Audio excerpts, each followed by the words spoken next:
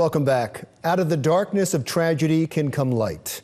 In Newark, there is hope for women who have been abused. They now have a place to go, a brand new center named after the sister of the mayor of Newark, who was a victim of domestic violence. Vanessa Tyler has more.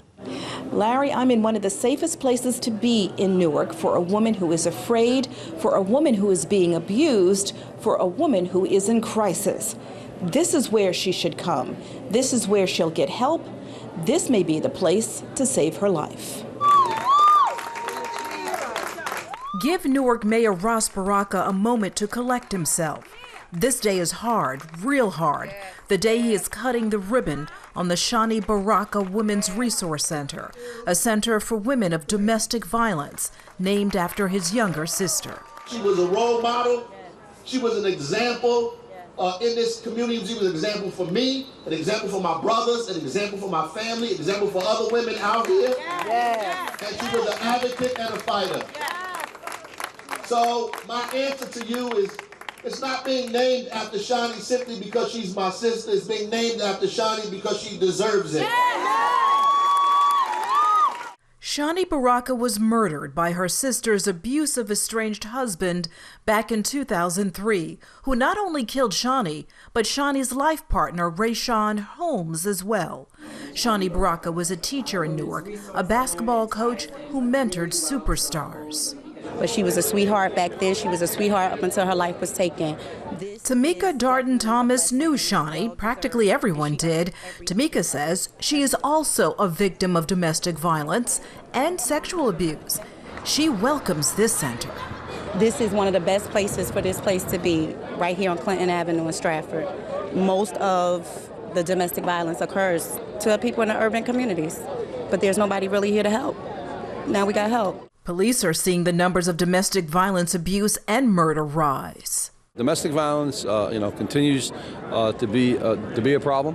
I think that this center here behind me will encourage victims to come forward. A lot of time there's embarrassment. They want to handle it on their own, or fear for their assailant. I think that once the word gets out and people know that they can come here, victims know that they can come here. It's private. They can walk across the hall. They can talk to social services. They can talk to a social worker. I think in time that we're going to see a difference. The center will have it all, including counseling for those left behind. We have family members who are survivors, and they are mourning the loss of their loved ones. The 12,000 square foot facility is not a shelter, but a place for services, staffed by people who know firsthand.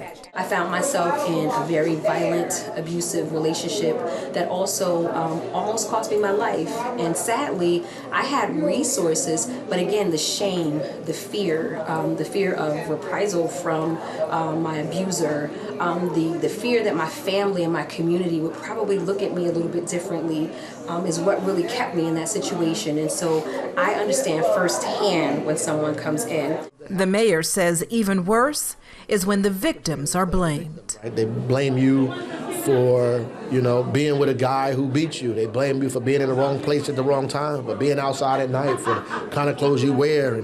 All are welcome here, gay, straight, no matter what the relationship. This center will serve women and their children, a fitting tribute to someone who gave so much of herself to Newark. Even in her death, she is being helpful to our communities. The Shani Baraka Center may be named after a victim, but the mission is those who come here will be victims no more. In Newark, I'm Vanessa Tyler for Jersey Matters. Thank you, Vanessa. When we come back, Kimberly Kravitz takes us to the perfect spot for Father's Day, a baseball stadium, a place where memories with Dad are born. That's next.